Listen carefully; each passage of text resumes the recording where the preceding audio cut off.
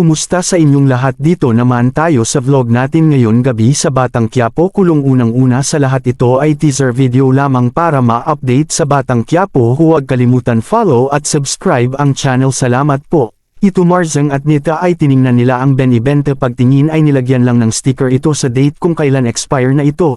Dito ay kinausap nila si Roda para takotin ito ka nagmakaawa ito si Roda sa kanila. Ito si Tanggol ay sumama ito sa pagkain nila. Nagtaka si Tanggol wala asawa ni Ramon. Ito si Marzeng at Nita ay pilit nila kuhanin si Monique sa kamay ni Alfred.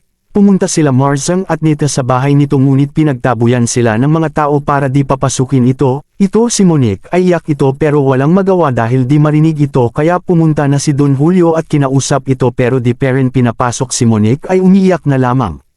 Ito si Bubbles ay pumunta sa mag-asawa at nagkwentuhan ito. Nagsabi si Bubbles na magpasyal muna ako sa dagat. Ito si Tanggol ay gumising na din at pumunta ito sa may-ari. Kumakain ang mag-asawa at kasama ang mga tao nila. Sinabi ito na maswerte sila ngayon at masaya pa. Si Tanggol ay nakipag-usap sa mag-asawa na may-ari ito. Hanap ito si Mariel kaya sinabi na pumasyal ito.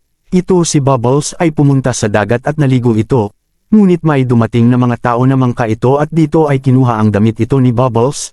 Dumating si Tanggol habang naligo si Bubbles ngunit nagtaka ito dahil wala na ang damit nito at dito sumigaw ito at narinig ni Tanggol at dito ay tumakbo siya sa may-ari. Pinahiram ito ng damit nito. Bumalik ito kasama ang may-ari at pinasuot ng damit ito.